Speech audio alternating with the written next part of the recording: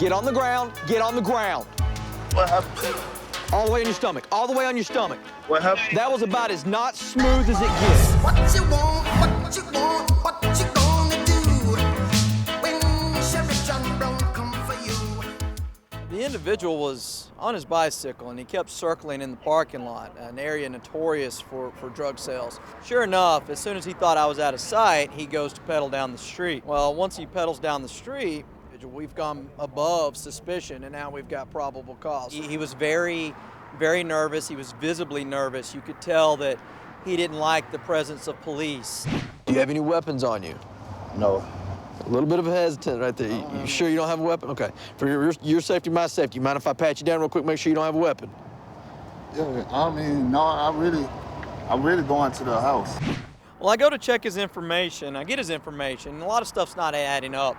And I could smell raw marijuana on him. I mean, it was painfully obvious. And I can see that he's got this pouch that just seems out of place sticking out of his back pocket. As a safety measure, I like to bring all of my subjects while I'm in my car. I want them in front of my car where they're in my line of sight and also where the dash cam can see them.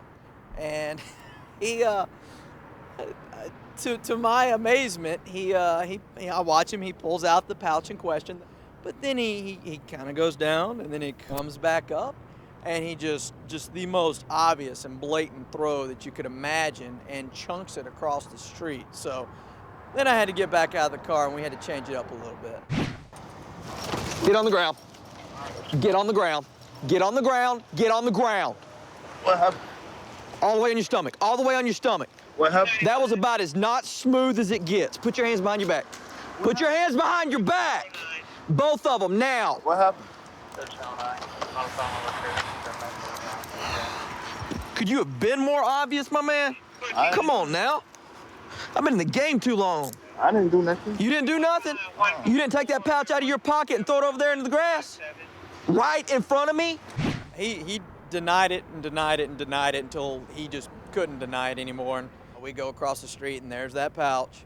And sure enough, in that pouch is a decent stack of raw marijuana. I think he realized he was out of options and sadly had to own up to it. This fine gentleman here likes to insult my intelligence. Oh, look, it's exactly what I thought it would be. That ain't mine, man. That's over there in the woods, man. It's over there in the woods, huh? After you threw it directly in front of me. I couldn't tell, and I felt like there was more on him. And I informed him, hey, you go inside the Sally Port with this, that's a felony charge, and that changes the game completely, and that's going to be solely upon you. Much like a scorned child, he lowered his head, and yeah, it's in my sock, it's in my shoe. So luckily for him, he didn't catch a felony charge, and he had a reckoning that he needed to go ahead and just hand off whatever contraband he had and deal with what he needed to deal with. Honesty goes a long way with me. As I've stated 1,000 times before, in this profession, you're constantly, there's a barrage of lying.